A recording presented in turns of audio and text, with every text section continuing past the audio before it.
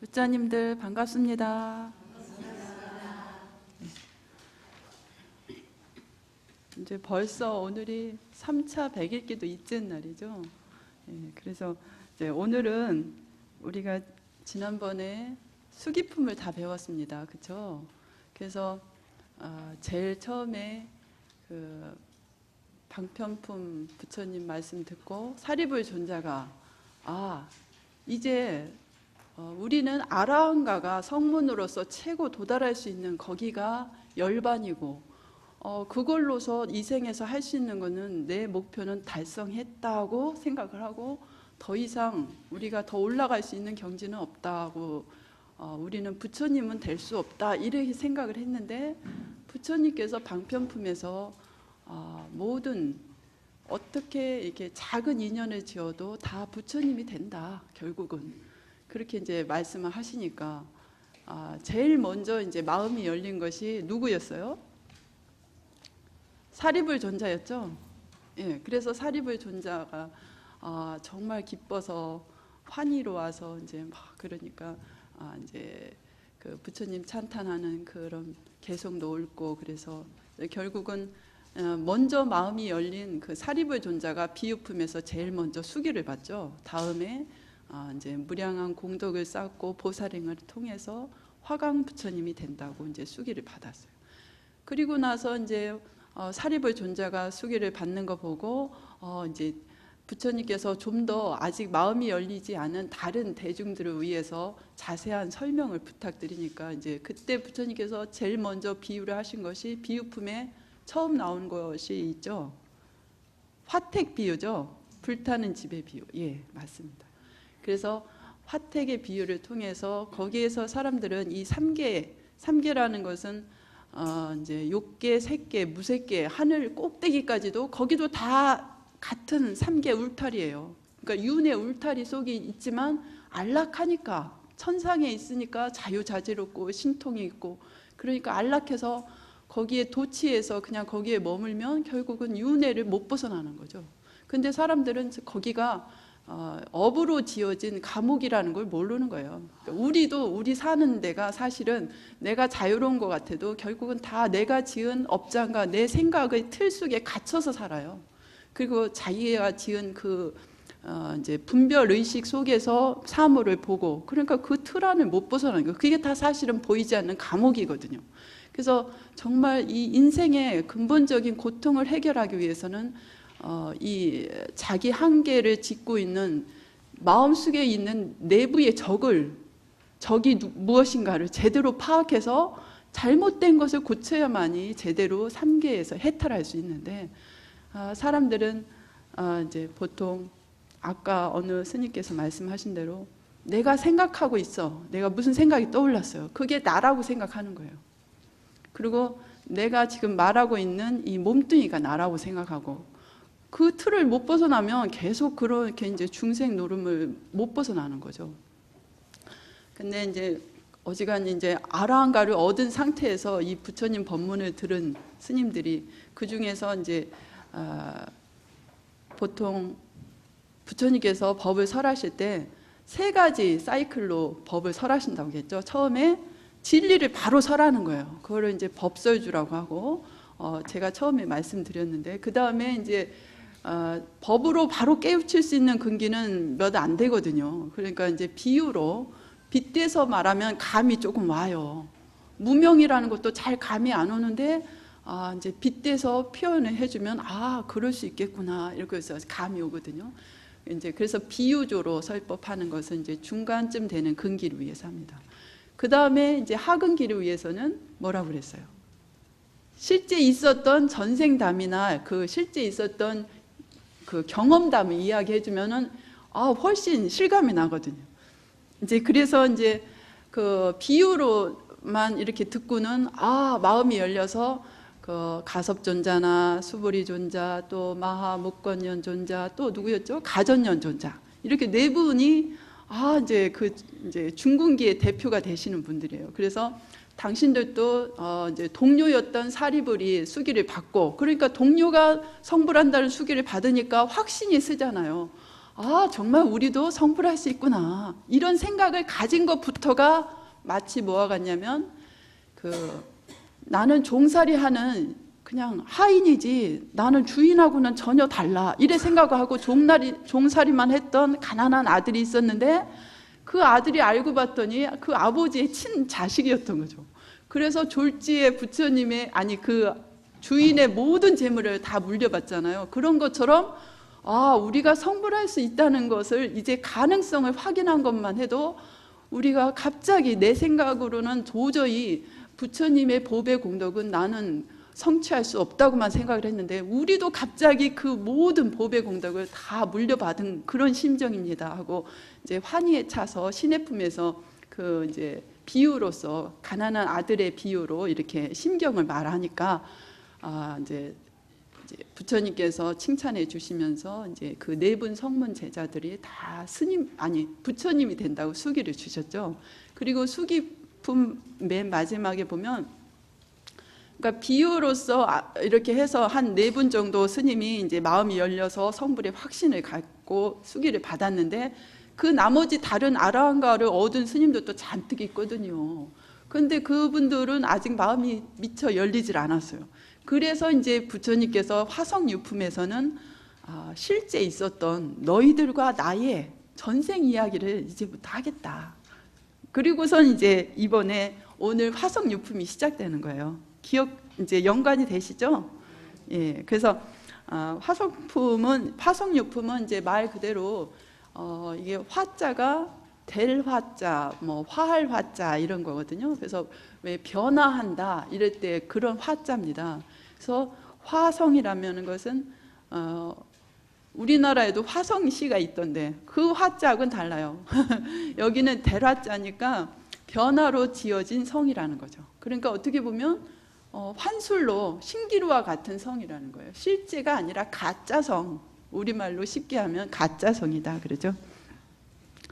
그래서 이 화성유품은 특이한 것이 이 비유만 이야기한 것이 아니라 부처님과 지금 그 영치산에서 석가모니 부처님께서 설법을 하시는데 그 법문을 듣고 있는 제자들 간의 전생 이야기, 그게 사실은 주 안점이에요. 그래서 이제 이 구마라즙 스님이 이 법화경을 이제 산스크리트 원본에서 번역을 하실 때 처음에 이제 구마라즙 스님이 번역하기 전에 축법포라는 스님이 계셨거든요. 그 스님께서 먼저 번역을 하셨는데요. 그 스님은 직접 인도로 가셨어요. 유학을. 아주 어렸을 때 7살인가 그렇게 일찍 출가를 하셔서 이제 서역으로 인도로 직접 가서 그 인도가 워낙 강하라니까 여러 군데를 돌아다니면서 여러 언어를 습득했어요. 한 39가지 언어를 막 굉장히 유창하게 잘했다고 합니다. 그러니까 굉장히 또 막 뛰어난 스님이었죠. 그 스님이 이제 산스크리트로 된 경전을 많이 가지고 와요, 중국으로.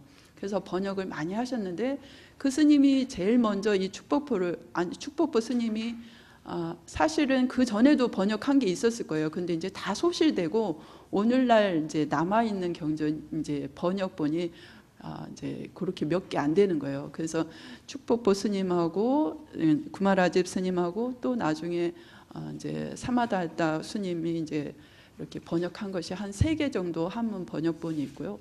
또 이제 산스크리트 본 있고 이렇게 몇 가지 본밖에 안 남았는데 네팔 본도 있고 티베트 본도 있고. 근데 그 축법보 스님이 먼저 번역을 하실 때는 화성유품을 이 비유의 주안점을 주지 않고 석가모니 부처님과 그 법문을 듣고 있는 제자들 간의 전생담, 거기에 주안점을 줘서 제목을 왕고품이라고 했습니다. 그런데 이제 구마라집 스님은 그 전생 이야기보다는 이제 계속 비유로 이어져 왔으니까 화택 비유 나왔지, 또 시내품에서는 가난한 궁자의 비유가 나왔지, 또 이제 여기에서는 약초, 아까 또 제5 약초유품도 있죠.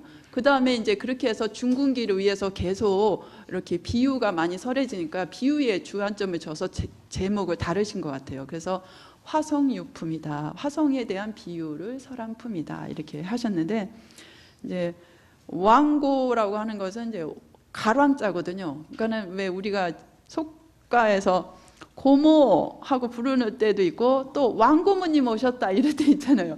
그럴 때 왕고모님은 이제 뭐 자기 고모들 가운데 서열이 제일 높은 분, 아니면은 자기한테 촌수로 그냥 고모가 아니라 아버지의 고모뻘 되는 분, 뭐 그런 식으로 굉장히 상당히 높은 분, 뭐 그런 식으로 뜻하는 건데, 여기에서 이제 왕고라는 것은 아주 헤아리기 어려운 옛날 꼬리짝적 얘기다. 꼬리짝적에 있는 전생 이야기다. 이제 그거를 강조하느라고 왕고품이라고 하셨던 것 같아요. 그래서 이제 제목은 그렇고요. 이제 거기 한번 보세요. 처음에 펴보세요. 화성유품에. 책 없으신 분은 옆에서 좀 보여주면 좋은데 그냥 듣기만 하셔도 됩니다. 예, 거기 보면은 지나간 옛적 한량 없고 그지 없으며 이루 헤아릴 수 없도록 머나먼 아승기겁 이전에 그 당시 부처님께서 계셨느니라 하고 이제 석가모니 부처님께서 옛날 이야기를 해 주시는 거예요. 그래서 부처님의 이름은 대통지승열애라고 했어요. 그래서 여기 아승기라는 것은 아승지라고 보통 많이 하죠. 근데 이제 원래 산스크리트 그 범어로는 아승기야기 때문에 이제 일부러 아승기 이제 음력을 어차피 할 거면 비슷하게 하느라고 아승지로 많이 쓰는데도 아승기로 했는데요. 같은 거예요. 그래서 대통지승열애 이름에서 보면 벌써 그 지혜가 얼마나 수승한가 이제 그거를 강조를 한 거죠. 그래서 크게 통이라는 것은 시방 3세 걸림이 없이 다 통했다는 거예요. 그리고 그 지혜가 하도 수승해서 이제 대통지승열애라 해서 그 부처님이 나오시는데요. 이제 한 페이지 넘어가시면 그 부처님께서 열반하신 지는 아주 오래되었대요. 그래서 여기에서 보면은 그 삼천대천 오은세계가 나오죠. 우리가 일반적으로 경전 읽다 보면 삼천대천세계 이 말씀 많이 들으셨을 거예요. 이런 용어. 근데 이제 그것이 그냥 일반적으로 그냥 삼천대천세계 막 경전 막 줄줄 읽을 때는 그런 게 있나 보다 이랬는데 실제로 알고 보면 이게 얼마나 광활한 우주인지 몰라요. 그러니까는 우리는 해와 달을 중심으로 해서 그러니까 태양을 중심으로 해서 이렇게 여러 행성들이 모여진 거기를 하나의 우주라고 생각하잖아요. 우리가 지금 하나의 이제 태양을 중심으로 한 이 은하계가 이것이 우주의 전부라고 생각하잖아요. 그런데 이제 21세기에 들어서 지구 이외에도 인간이 살 수 있는 다른 인간과 비슷한 그런 데가 있을 것이다 하고 감지를 하고 있는데, 그래서 이제 조금 선진국이나 이런 데서는 막 서로 우주 항공성을 개발하려고 이제서 시작인데요. 부처님께서 2700년 정도 전에 이미 그때는 뭐 무슨 전자현미경이 있었어요. 무슨 우주선이 어디 있었어요. 그런 거 생각도 못할 텐데 이미 다 온 법계가 이 태양계를 태양을 하나를 중심으로 해서 여러 행성이 있잖아요. 그 중에 지구도 하나잖아요. 달도 있고. 그런 세계를 하나의 세계라고 이제 가정을 해보자 이거죠. 그럼 그 하나의 세계가 태양이 하나일 거 아니에요. 그런데 태양 하나만 있다고 해서 태양만 있는 게 아니지 여러 행성들이 있고 그렇잖아요. 그런 은하계 하나가 하나의 세계라면 그것이 1000개가 모여졌어. 1000개가 모여졌으면 태양이 몇 개예요? 1000개죠. 근데 태양이 1000개가 붙어 있으면 뭐 다 타 죽죠. 태양이 1000개가 붙어 있으려면 붙어 있지 않고 태양이 있으려면 얼마나 멀리 떨어져 있겠어요. 그죠? 그리고 하나의 태양을 중심으로 해서 수많은 그 행성들이 돌고 있잖아요. 그런 것이 1000개가 있어요. 그것을 하나의 일소천세계라고 하는 거예요. 하나의 소천세계. 그러면은 다시 그 일소천세계는 하나의 소천세계가 이제 태양이 1000개 있는 거죠. 그것이 다시 1000개가 있으면 그렇게 되면은 거기서 100만 개인가? 태양이 아니 100만 개죠. 그래서 이제 100만 개죠. 예. 그것을 이제 중천세계라고 합니다. 그러면 중천세계면 태양이 적어도 100만 개는 있어야 되는 거예요. 그거 얼마나 넓어요? 그 100만 개의 하나의 중천세계가 다시 또 1000개가 모여져 있어요. 그러면 어떻게 할까요? 그러면 태양이 10억 개요. 술이 되게 빠르시네. 맞아요. 10억 개요. 10억 개의 태양이 하나의 대천세계예요. 근데 이제 하나의 소천세계에 다시 거기에도 1천자가 들어가잖아요. 그리고 이제 그래서 천자가 3번 들어간다 해서 하나의 대천세계를 삼천대천세계다 이렇게 부르거든요. 그러면은 하나의 삼천대천세계는 태양이 10억 개가 있어야 되는 거예요. 적어도. 그러면은 이 똑같은 지구가 이 운하계 하나씩밖에 없다면은 적어도 태양이 10억 개 있으면 이 지구 똑같은 환경도 거의 10억 개는 있어야 된다는 거죠.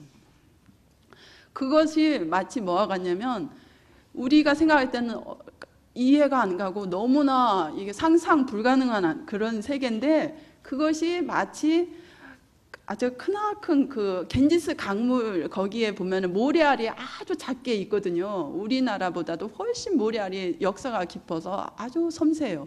그 모래알 하나밖에 안 된다는 거예요. 그 삼천대천세계. 태양 10억 개 있는 공간이 모래알 하나 수준밖에 안 된다는 거예요. 그렇게 많다는 거예요. 모래알 겐지스 강변에 무수히 깔린 모래알처럼 삼천대천세계가 그렇게 많다는 거예요.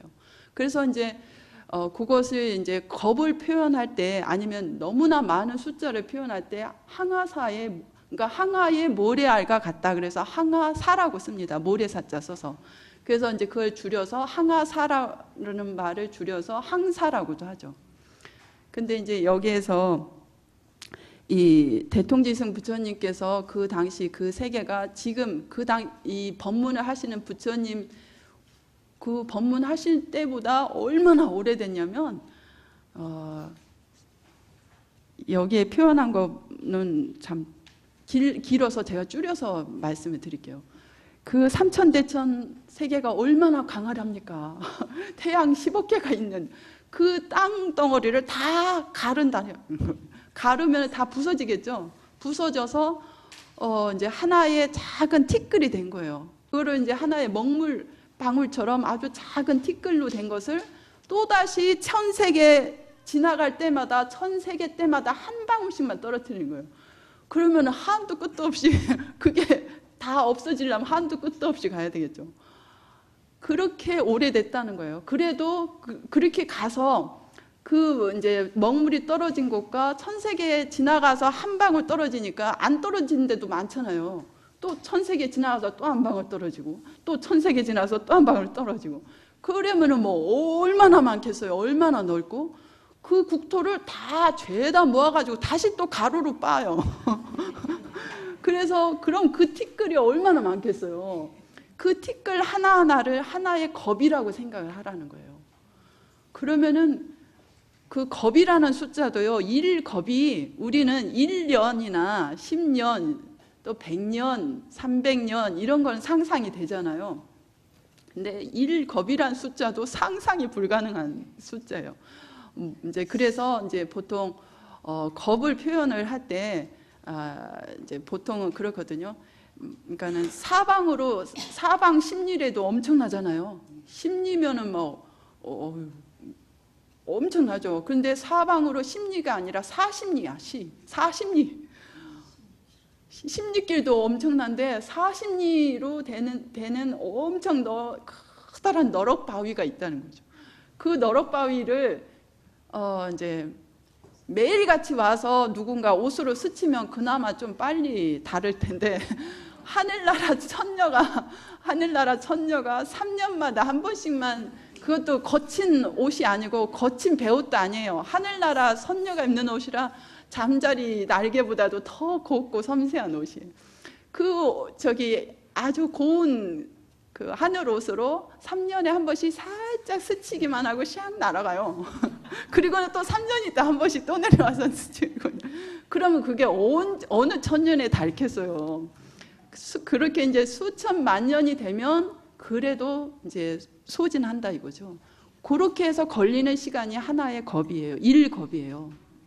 그러니까 1겁이라는 숫자도 너무나 그 수리학적으로 이 상상이 불가능한데, 이 부처님께서는 그 대통지승 부처님은 그 모든 삼천대천 세계 지나가서 그 먹물을 만들어서 또 천세계 지나갈 때마다 한 방울씩 떨어뜨려서 그 지나간 국토가 얼마나 많겠어요. 그건 숫자로 헤아릴 수가 없어요. 아무리 뛰어난 천재라도. 그걸 전부 다 가루로 빻아서 그 티끌 한 점 하나마다 하나의 겁으로 치면 그것보다도 더 오래된 그 전에 계셨던 부처님이라는 거죠.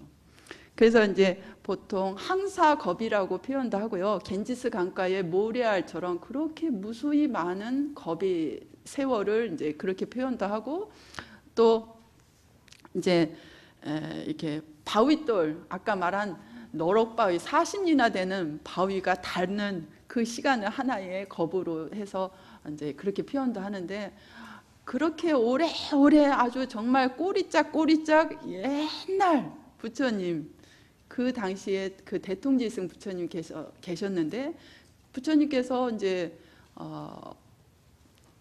출가를 하셔서 성불을 하셨어요. 근데 이제 출가하실 때 보면은 이제 여기 그 상황이 나오는데요. 이렇게 선정에 오래 들었는데도 지혜가 이렇게 부처님 지혜가 바로 열리지 않으셨어요.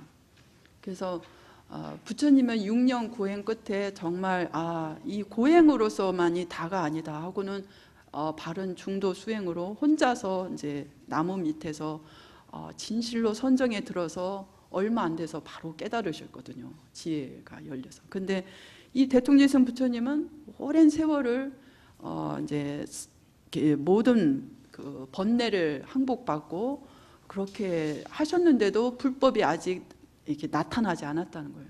그래서 불법이 눈앞에 나타나지 않았다는 건 그 부처님 지혜가 아직 열리지 않은 거예요. 그래서 그래도 이제 그 상태에서도 십소겁이 되도록 그냥 가보자 하고 그냥 그 깨달음의 길을 포기하지 않고 정진을 하셨어요. 그러니까 천신들은 그렇게 수행하시는 스님 이제 그 공경하느라고 이제 스님은 안 되었어도 그렇게, 그러니까 깨달음을 얻기 위해서 수행을 하셨으니까 스님이 돼서 그랬겠죠. 그래서 이제 하늘 천신들이 이제 내려와서 먼저 이제 공양을 아직 깨달지는 않았지만 이제 막 꽃공양을 올리고, 또 여기 보면은 범천왕들은 하늘 꽃비로 내리고, 또 사천왕 천신들은 천녀들은 그 하늘에서 이제 막 그 하늘 악기들이 있거든요.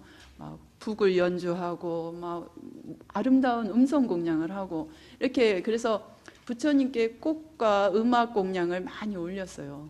그래서 이제 불단이랑 이러니까 우리가 법회 때도 다 부처님께 꽃 공양을 많이 올리고 또 음성 공양도 하시고 이런 연주도 하고 하는 것이 사실은 다 이 부처님께 공양 올리는 거거든요. 아주 천신들이 공양 올리는 그런 굉장히 수준 높은 공양이에요.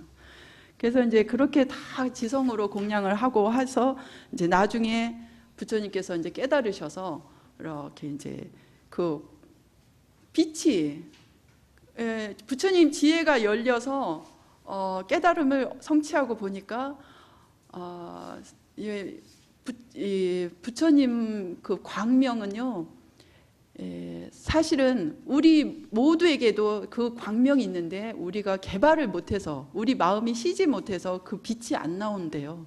그 원래 모든 생명체 근원에 있는 빛을 지혜가 열려서 이제 그 빛이 발현을 하는 거예요. 원래 없던 것이 생긴 것이 아니라.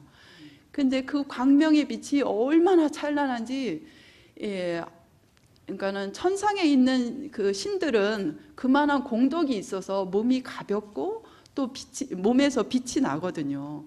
그런데 그 천신들이 있는 그 하늘빛하고는 차원이 달라요. 그러니까 막 다들 놀래서 이 빛이 어디에서 오는가? 이거는 보통 하늘 천신들의 빛의 수준이 아니다. 이것은 아마 큰 스승이 하늘나라에 오시든가 아니면은 혹시 부처님께서 세상에 나오시는 것이 아닐까 하고 동쪽에 있는 천신들이며 또 서쪽에 있는 천신, 남쪽에 있는 천신, 북쪽에 있는 천신, 동서남북 또 그 각 방의가 또 있죠. 간방이. 그래서 동남방, 동북방, 서남방, 서북방 이런 사방으로 또 위아래 상방, 하방, 시방으로 그 빛을 찾아서 다 천신들이 먼저 찾아오는 거예요. 그러니까 부처님 깨달으셔도 사람들은 잘 모르지만 이 천신들은 먼저 알아요. 식이 밝아서.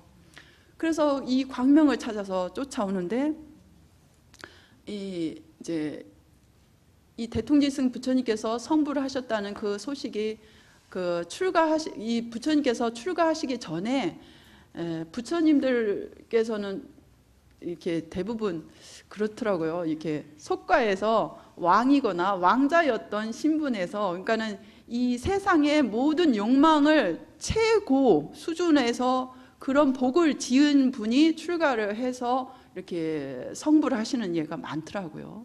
근데 이제 이 부처님께서도 당시 그 왕의 신분이었는데 그 당시에 당신 왕자로 있는 왕자가 16명이나 됐대요.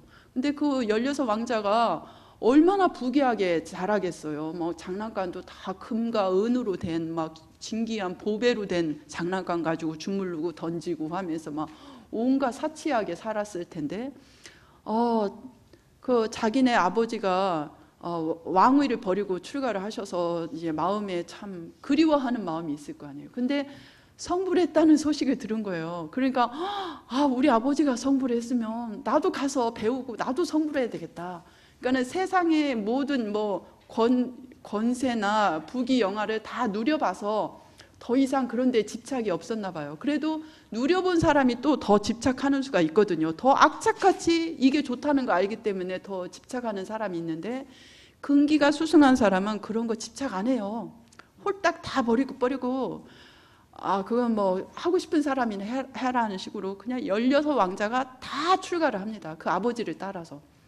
그래서 아버지께 가서 이제 어린 왕자니까 아직 20살이 안 되면은 완전한 비구계를 못 받거든요.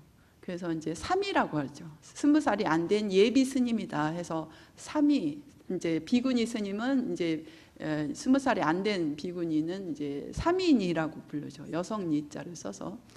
그래서 이제 3위 스님으로 16명의 왕자가 이제 다 스님이 돼서 그 대통지승 자기 아버지지만 이제 부처님이잖아요. 그러니까 부처님께 법을 이제 관청하는 거예요.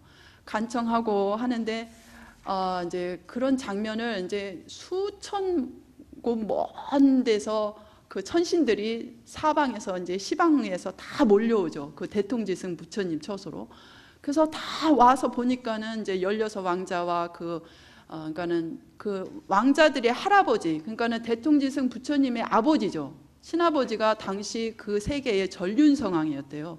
전륜성왕이면 굉장히 덕 있는 어느 누구도 함부로 할 수 없는 굉장히 큰 군왕이거든요. 그러니까는 전 세계를 다스릴 수 있는 그런 분이 이제 전륜성왕 덕 있는 왕이라고 하는데 그 할아버지까지 다 신하들과 데리고 와서 그 부처님 처소에 와서 법을 듣기 위해 다 이제 권청을 하고 있습니다.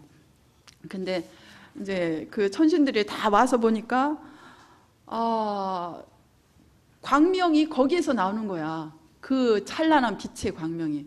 그래서 천신들도 다 내려가서 이제 동쪽에서 온 범천왕과 그 여러 천신들이 먼저 부처님께, 부처님 저희들에게 그동안 부처님이 계시지 않아서 이 세계는 너무나 어두웠고, 그리고 사람들이 이렇게 바른 길을 설해주는 스승이 없으니까 이렇게 바르게 해탈할 수 있는 그런 고통을 없애고 해탈의 바른 이제 청정한 복락을 누릴 수 있는 길을 몰라서 죽으면은 하늘 세계에 오는 사람이 많이 줄어들었대요. 부처님이 계시지 않아서. 그래서 흔히들 죽으면은 그 사막도가 어디예요?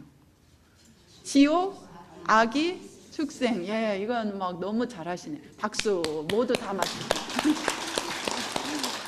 그래서 죽어서는 예전에는 그래도 선하게 산 사람들이 많아서 인간으로 태어나거나 하늘 세계에 오는 천신들이 많았는데 아유, 그런데 요즘에는 이렇게 나라로 태어나는 천신도 너무 줄고 오지 말라고 문이 닫힌 것도 아닌데 그런 복을 지어야 오지.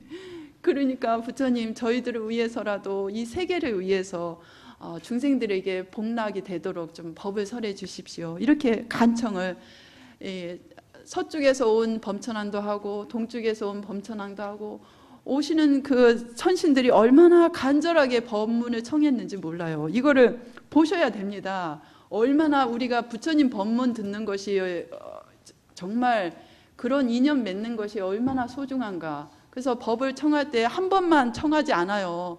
수도 없이 개송을 설하고 또 이제 말로 사정을 하고 또 다시 개송을 설하고 이게 한 너댓 번씩 반복이 돼요. 그렇게 이제 법을 설해서 다 하시고 근데 이제 요거를 시간이 벌써 많이 갔네요. 그죠? 더 얘기를 해야 되는데 오늘 여기 중간은 해야 되는데 이거 중간도 못 하고 가네. 그래도 여기 한번 펴보세요. 페이지 20페이지입니다. 한문으로는 뭐 어딘지 찾아보세요. 한번. 거기 이제 석가모니 부처님께서 그 과거 대통지승 부처님 그 이야기를 좀 더 하시는 거예요. 그래서 부처님께서 그 깨달음 안육따라 삼맥삼불이 그것이 부처님의 바른 깨달음이죠. 평등한 깨달음. 대승평등한 깨달음을 얻으셨을 때 시방으로 각각 500만억의 모든 부처님들 세계가 6가지로 진동하였느니라 그랬어요. 그래서 6가지로 진동했다 하면은 보통 이걸 한문으로 표현을 하죠. 뭐라고 그러죠? 이건 많이 쓰는 말인데 육종 진동이라고 그러죠. 6가지로 진동한다는 거예요. 그래서 막 밑에서 솟아오르는 그런 형상으로 진동도 하고 막 이렇게 출렁출렁하는 진동도 있고 그런 것이 그 진동의 그거 파장 그 모양새가 6가지로 진동한다는 건데 그만큼 이제 그러니까 어느 분이 저한테 이런 질문을 하시더라고요. 아니 우리가 저기 왜 지진이 나서 일본에 지진 많이 나잖아요. 막 지진 7도나 8도만 돼도 굉장히 놀라고 흔들흔들해서 막 쓰러지고 이러잖아요. 그런데 부처님께서 막 모든 세계가 이 6가지로 진동했다면 그럼 그 중생들 다 죽으면 어떡하라고 그렇게 진동을 하냐고 그러시더라고요. 그래서 그거 그 지진 나는 진동하고 이건 차원이 다르다고. 그러니까 부처님께서 화강산매에 들어서 수천도의 그 열을 내뿜어도 그 빛은 중생을 해치는 빛이 아니에요. 그래서 태워 죽이지 않잖아요. 자비 광명의 빛이거든요. 그래서 이 육종으로 진동하는 것도 이것도 아무 때나 이렇게 진동하지 않아요. 부처님께서 이제 태어나셨을 때, 또 깨달음을 얻으셨을 때, 또 열반에 드실 때, 또 처음 설법을 하실 때 이렇게 한 5, 6가지 이렇게 아주 큰 사건이 있을 때만 이 세계가 온 세계가 육종으로 진동하는 거예요. 그만큼 이제 우리가 너무나 예술품이 아름다워서 막 어떤 정말 빼어난 작품 앞에서 이렇게 순간이 정지된 듯한 감동을 받고 전율이 느껴지는 그런 아름다운 음악을 들을 때 막 그런 감흥에 젖기도 하고 그러잖아요. 그런 것처럼 온 세계의 생명의 그 기운이 그 전율을 하는 거예요. 그래서 이것은 뭐 진짜 막 여기가 막 부서지고 막 이렇게 해서 중생이 다치고 그런 것이 아니고 오히려 이 육종 진동이 일어날 때는 그 맹인도 눈을 뜨고 업장이 중생의 업장이 이게 빨리 녹아서 그 당시에 그것을 같이 느끼면은 이렇게 막 말도 못하던 벙어리가 말을 하게 되고 이런 그런 상서로운 그런 것을 기운을 부처님 그 기운으로 이렇게 기적이 일어난대요. 근데 이제 그런 육존 진동의 그런 전율을 느낄 수 있으려면 그만한 지혜와 복력이 쌓여 있어야 그것도 느끼는 거예요. 보통 복이 없으면 그것도 못 느끼는데 이 당시에 이제 부처님 온 부처님들 세계가 다 육종으로 진동을 했어요. 그래서 심지어 세계와 세계 사이에 어두운 곳, 이를테면 해와 달의 광명조차 비추지 못하던 캄캄한 곳들도 아주 크게 밝아졌대요. 그래서 왜 우리가 사람이 왜 지금 살고 있다가 죽어서 다시 태어나는 그 중간 단계가 있잖아요. 그때를 이제 명계라고 하거든요. 이제 어두울 명자예요. 그때는 자기가 태어날 그 처소를 못 찾아서, 그러니까는 태어나고 싶지 않으면, 그러니까 태어남에 대한 미련이 없으면 그나마 빨리 좀 더 이렇게 성숙한 단계로 가고 싶은데, 보통은 다 죽을 때 보면 아쉬워해요. 아무리 내가 지금 힘들었어도 더 살고 싶은 욕망이 있어요. 그것을 이제 못 놓으면은 계속 태어나는 거죠. 그리고 또 전생에 지은 업장으로 해서 그 번뇌 업장이 완전히 소진되지 않는 한은 끊임없이 윤회를 하는 거예요. 태어나지 않으면 고통도 없고 제일 좋죠. 그런데 태어나지 않을 수가 없어요. 살아서 이게 자기라는 생각이 있는 한, 그러니까는 나라는 소견이 따로 있어서 정말 참답게 무아 공을 터득하지 못하면 끊임없이 윤회를 거듭하게 되는 거예요. 그 고통을 받아요. 그런데 그래서 사람이 태어나고 이제 다음 생에 태어나기 이전에 그 중간 단계가 아주 캄캄한 그 중음신의 세계라고 하는데, 세계와 세계 사이에도 그 아주 어두운, 그러니까는 하나의 태양과 해를 중심으로 해서 하나의 세계가 있으면 또 다른 세계가 있잖아요. 그 세계와 세계 사이에는 어둠이 있다는 거죠.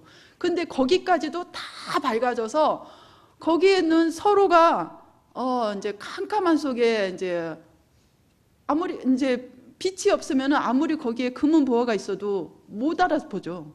그래서 몰랐는데, 아니 보니까 빛이니까 거기에 수많은 중생들이 있는 거예요. 거기 그 어둠 속에도. 그래서 아니 언제 여기에 이런 중생들이 있었지 하고 놀랄 정도로 그 부처님의 광명이 너무나 환하게 비쳤다는 거죠. 그래서 이제 이런 대목도 어떤 분께서는 정말로 부처님의 광명의 빛이 비쳐서 그 세계의 그 어둠 속에도 무수한 중생이 있다는 것이 이제 그때서 알아챈 것도 있지만, 이제 우리가 지혜가 열리지 않으면 다른 사람이 안 보이거든요. 남이 안 보이고 자기 생각만 하거든. 근데 남에 대한 배려심, 정말 다른 존재가 사실은 나와 다름이 없다는 그런 의 그런 자비한 마음이 이제 발현이 된 거다, 이렇게 해석을 하시는 분도 계시더라고요. 그래서 이제 그 여러 그 캄캄한 곳들까지 다 밝아졌는데, 이제 그렇게 해서 이제 여러 이 동방에서 뭐 서방에서 사방에서 온 여러 천신들이 부처님께 간절히 이제 법을 청하는 장면들이 이 처음에 이제 좀 상당히 많이 나와요. 근데 오늘은 시간이 없어서 이제 여기 정도만 하고요. 그냥 여기 마지막에 48페이지 보세요.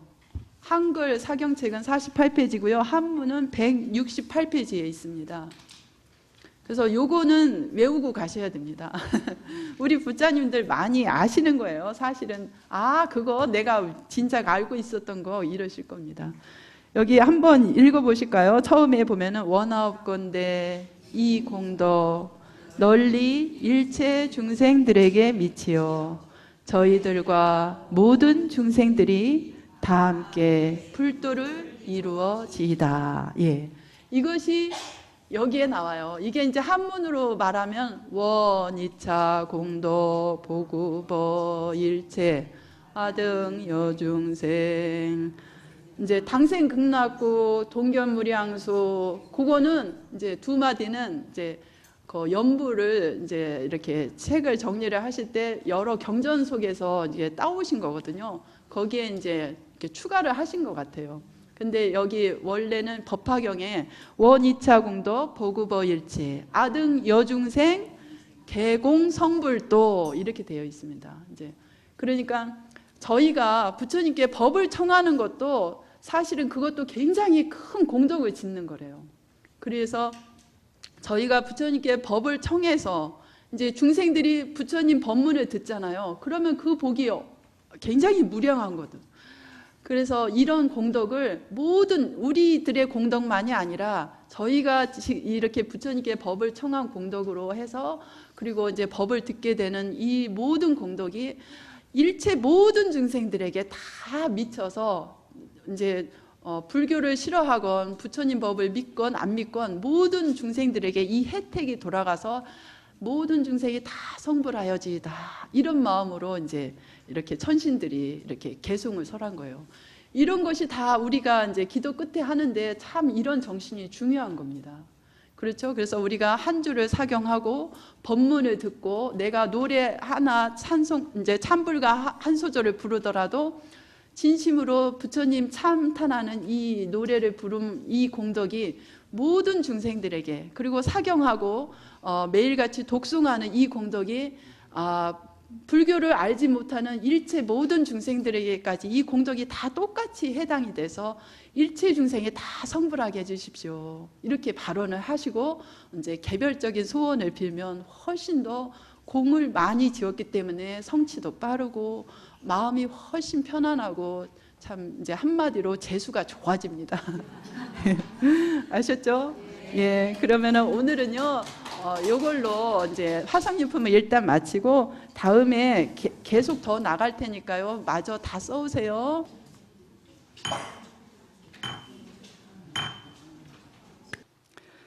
개경계 무상심심미묘법 백천만검난조 아금문견 특수지원내열의 진실을 개법장진언 오마라나 마라다 오마라나 마라다 오마라나 마라다. 예, 그리고 이제 이 말 그대로 같이 합장하고, 부처님, 제가 지금 법화경을 사경하오니 경전에 담긴 진실한 의미를 깨달아지이다. 나무 묘법 연화경, 나무 묘법 연화경, 나무 실상 묘법 연화경.